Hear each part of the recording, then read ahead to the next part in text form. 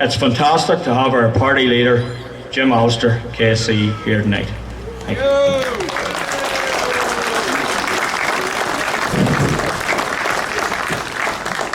Well, ladies and gentlemen, it is indeed fantastic to be back with you in Markethill tonight. The weather's just about a little bit kinder than the last time I was here, when it chose to snow when we had one of these rallies. It's particularly a delight to be here on the auspicious occasion of marking the most seminal and important moment in the history of this land. The signing on this day in 1912 of the Ulster Solemn League and Covenant, signed in circumstances where moves were aggressively afoot to rob Unionists in this part of Ireland of their British heritage and birthright. And if you noticed anything about the words of the Covenant, surely you noticed that the key phrase to which Unionists rallied was the demand for equal citizenship in the United Kingdom. That was relevant 111 years ago, but I have to tell you tonight, it is equally, if not more relevant than it ever was, because it is our equal citizenship within and as part of the United Kingdom, which is not just under theoretical threat, but which is under manifest actual threat through the iniquitous protocol. Before I came here tonight, I watched our lying Prime Minister tell us on television that the protocol was radically changed and removed by the Windsor Framework. That is a dastardly lie, ladies and gentlemen. How can I say that with such certainty? For this reason: the changes made in the Windsor Framework were made under a clause 164 of the withdrawal agreement, which expressly, emphatically, unalterably says that you can change the protocol, but you cannot change its essential elements. That is all the Windsor Whitewash did. It made some tweaks, it made some changes, but it did not change the essential elements of the protocol. What are those essential elements? Well, first and foremost, they are these: that Northern Ireland alone, within the United Kingdom, from that moment, is under the pernicious laws of the European Union's customs code. Why does that matter? Because that customs code declares GB to be a foreign country, whereas we are decreed to be EU territory. And that is why there is a border in the Irish Sea, because it is marking the fact that you're moving from foreign territory into EU territory. You're moving from the British writ to the Brussels writ. You're moving from laws that are made in a foreign place to laws that are made in the United Kingdom to laws made in a foreign place. That is the most fundamental assault on our equal citizenship in the United Kingdom. And of course, it goes much further than that, because not only does it put us in a position where GB for trade is decreed to be a foreign country, but it puts us in a position where we, as far as our economy, our trade, our border, live under EU law, not British law. You'll have heard much talk about red lanes and green lanes. The critical thing to remember about those is they don't exist by reason of British law, they exist by reason of EU law. It is EU law that has created the border, the red lane, the green lane. Even that is a manifestation of just how much our equal citizenship in the United Kingdom has been trashed. And then within that border, our economy and our trade is governed because we've been left behind in the EU single market. They are governed by foreign laws. Laws we don't make, laws we can't change. So fundamentally again, the equal citizenship of our laws of a part of the United Kingdom being made by the United Kingdom has been removed from Northern Ireland. And we are now subject to that foreign jurisdiction.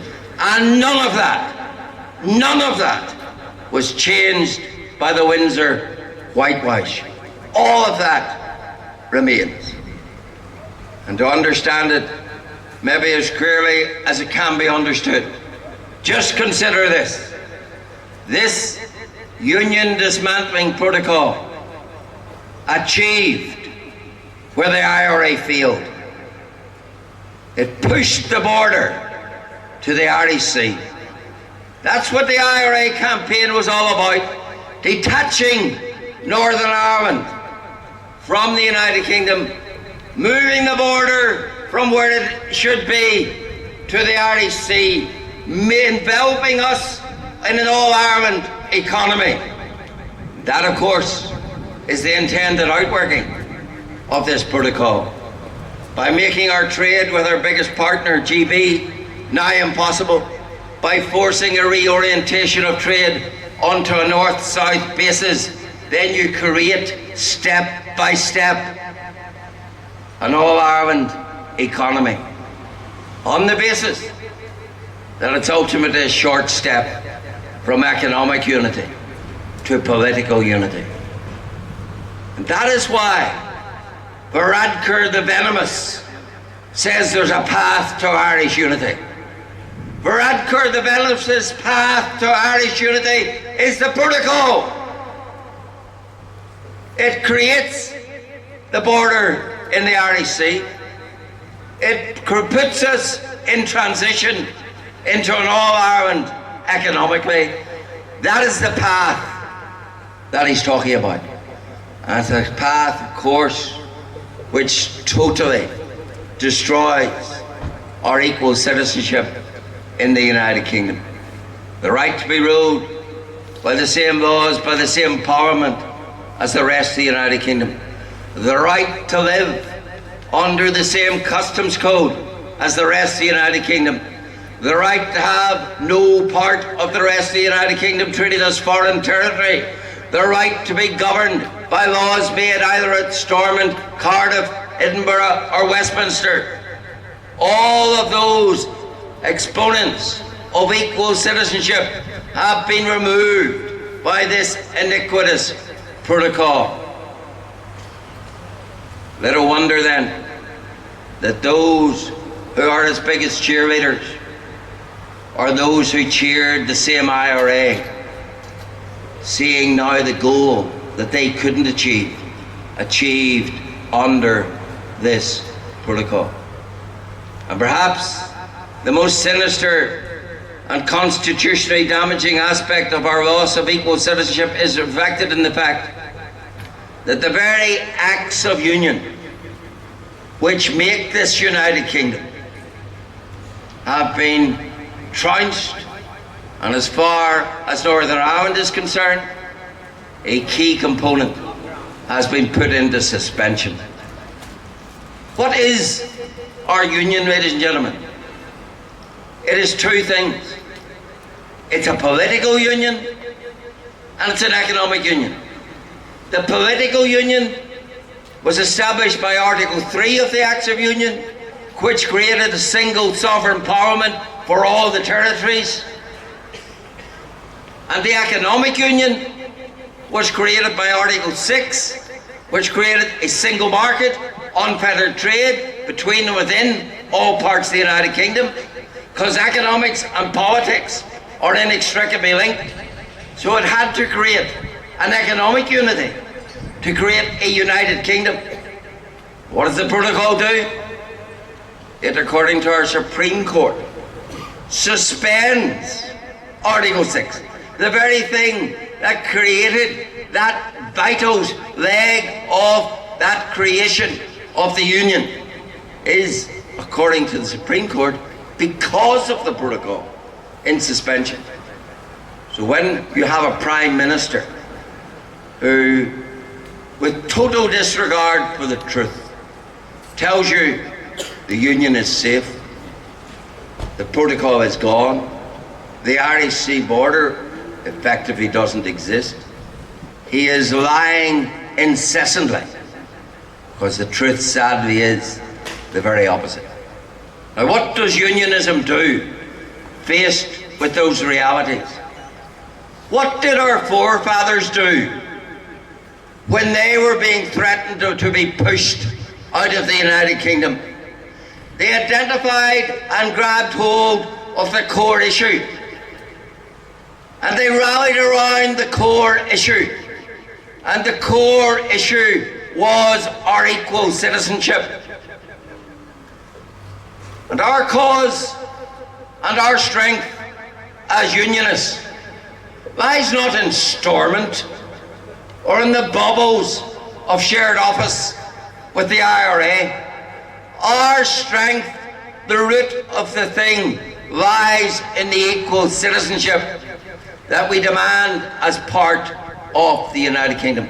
And it is only by holding to that core, central, immovable demand that we will ever see the protocol perish. Because it is on that rock of equal citizenship that it cannot survive. 2 years ago today, all the unionist leaders signed another, they said, solemn pledge. It was a solemn pledge of unalterable rejection. Unalterable was the word of the protocol. Where are we tonight? We have a leader in unionism who tells us, in Mr. Doug Beattie, we must operate Stormont. What does that mean? That means you must operate the protocol, because you can't have Stormont without the protocol.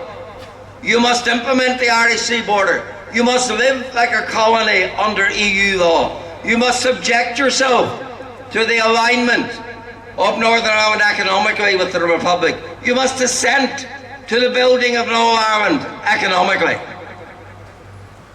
His pledge didn't last very long. But I know the men and the women of Markethill are made of much sterner stuff, and whoever else might wilt, just as this place of Markethill lit the fuse of opposition to the protocol, so we gather tonight to reiterate our unalterable opposition to that which, just like in the days of our forefathers, would drive and cut us off from the kingdom in which we have an entitlement and a right to equal citizenship. That is the key demand. That is the undeniable. That is the unarguable demand. If you're part of a country, then you're entitled to equal citizenship. The Prime Minister tells us we're part of the United Kingdom, then we're entitled to equal citizenship in the United Kingdom. That means ruled by our own laws. That means ruled by our own court. That means no border in the Irish Sea. That means no colonial rule in Northern Ireland. It is equal citizenship, as our forefathers identified, which is the cornerstone of our union. And it is that to which we must hold. And I do have to say, Stormont now has become the Rubicon for Irish unity. Operate Stormont under the protocol, and you are facilitating and forwarding the advance of all Ireland economic unity with you know what to follow. That is the incontrovertible reality. And therefore, whatever that cost, that is a Rubicon that cannot be crossed. Because once it is crossed, the die is cast and this cause is lost. Thank you very much.